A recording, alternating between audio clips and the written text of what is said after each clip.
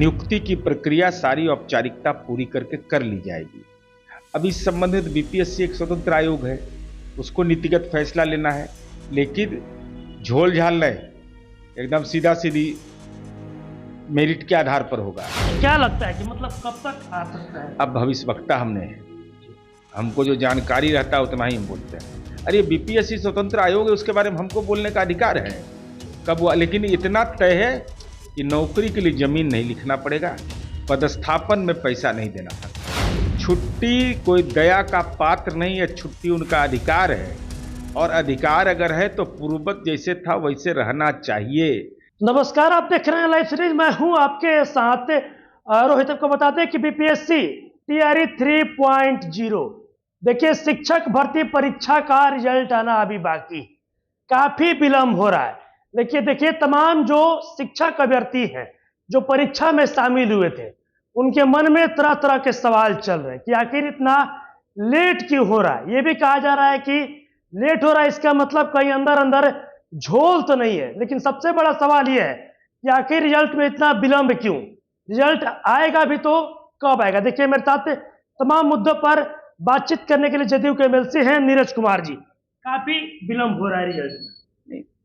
TR3 के result में विलंब हो रहा है, सच है। अभ्यर्थी को परेशान होने की जरूरत नहीं है, न खेत लिखना पड़ेगा, न पदस्थापन में पूंजी लगाना पड़ेगा। नियुक्ति की प्रक्रिया सारी औपचारिकता पूरी करके कर ली जाएगी। अब इस संबंधित बीपीएससी एक स्वतंत्र आयोग है, उसको नीतिगत फैसला लेना है, लेकिन झोल झाल नहीं, एकदम सीधा सीधी मेरिट के आधार पर होगा, और जो बीपीएससी का सिस्टम उसके अनुकूल होगा। शिक्षा विभाग ने अधियाचना भेजी है, इसलिए इसमें भाई एग्जाम दे दिए, तब उम्र सीमा का तो बंधन आप पर है नहीं, परिणाम आएगा उसका फल आपको मिलेगा, पदस्थापन होगा। और शिक्षक नियुक्ति में, प्राथमिक शिक्षक में हम देश में नंबर 1 पहुंच चुके हैं टीचर और स्टूडेंट रेशियो में, इसलिए भरोसा रखना चाहिए। और जो जन्म देता है वही ना देगा, पालन पोषण करेगा कि दूसरा करेगा। तो नियुक्ति निकाला नीतीश कुमार जी ने, तो नियुक्ति भरना भी उन्हीं का दायित्व है। लेकिन डर रहे शिक्षक अभ्यर्थी, बोल रहे हैं कि इतना विलंब हो रहा है कहीं अंदर। अब डर का तो कोई सुइया मिलता नहीं बाजार में कि लाके बता दें कि भाई ये सुइया ले लीजिए, डर का, साहस का, ये सब का इंजेक्शन कहीं बाजार में नहीं है। अरे मन के अंदर संकल्प रखिए, प्रतिभा आप में था तब नहीं, पात्रता थी तब ना आप परीक्षा दिए। अब बेहतर विद्यार्थी होंगे तो बेहतर शिक्षक के रूप में आप आइएगा। तो क्या लगता है कि मतलब कब तक आ सकता है? अब भविष्यवक्ता हमने हैं, हमको जो जानकारी रहता है उतना ही हम बोलते हैं। अरे बीपीएससी स्वतंत्र आयोग है, उसके बारे में हमको बोलने का अधिकार है कब हुआ, लेकिन इतना तय है कि नौकरी के लिए जमीन नहीं लिखना पड़ेगा, पदस्थापन में पैसा नहीं देना पड़ेगा। अच्छा, एक ये भी सवाल है कि जो शिक्षकों के छुट्टी को लेकर इन दिनों घमासान मचा हुआ है। शिक्षकों का कहना है कि पहले दिवाली से लेकर छठ तक छुट्टी रहता था, लेकिन दिवाली में सिर्फ 31 तारीख को स्कूल बंद है, और उसके बाद नहाए खाए और खरना के दिन भी स्कूल खुला है। अब देखिए, उसमें 7, 8, 9 है, 9 तारीख को भी छुट्टी है, 9 तारीख को शनिवार दिन पड़ता है। ये निश्चित रूप से हम लोगों के लिए भी चिंता का विषय है, और इसके लिए हम लोग सक्षम प्राधिकार से बात भी कर रहे हैं, अधिकारी से, कि भाई इसको कहीं ना कहीं इसका रास्ता निकाला जाए।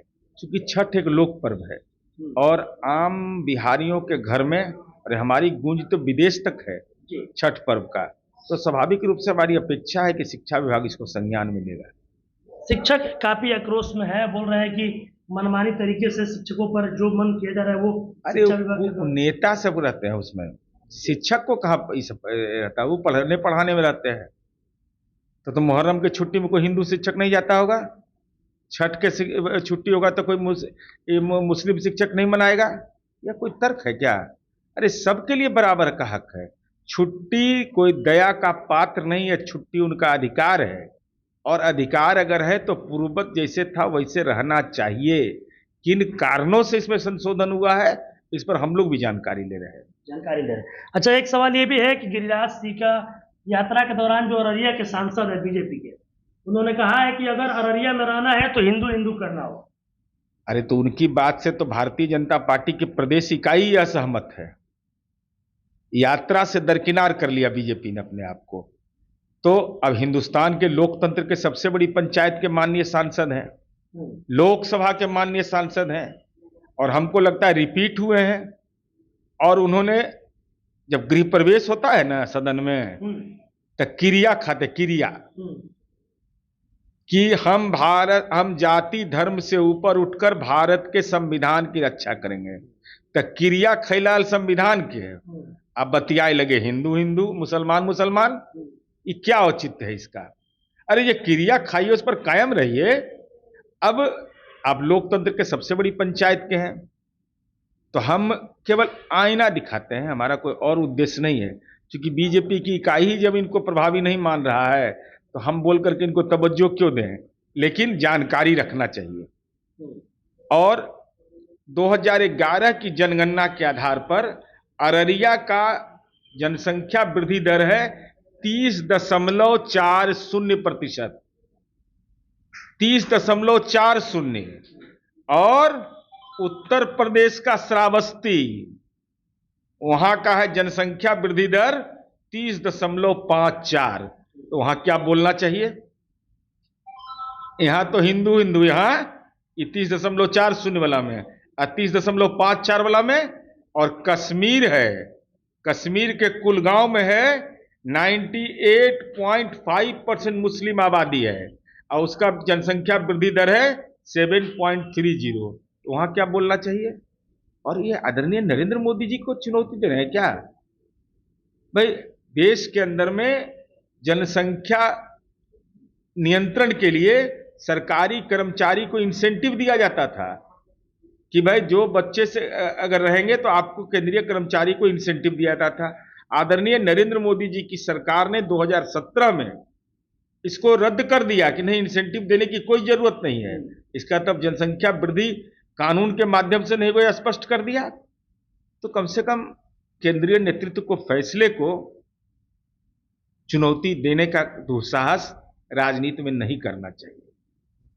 चलिए देखिए, मेरे साथ जदयू के एमएलसी नीरज कुमार जी थे। देखिए जिस तरीके से आपको बता दें कि देखिए टीआरई 3.0 रिजल्ट को लेकर देखिए तमाम जो शिक्षक अभ्यर्थी है वो इंतजार कर रहे हैं।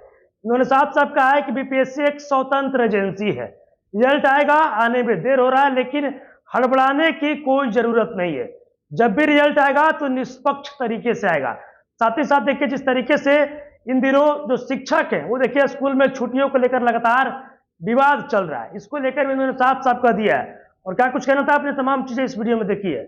बस इस तरह की तमाम खबर के साथ आप मेरे साथ जुड़े रहें। धन्यवाद।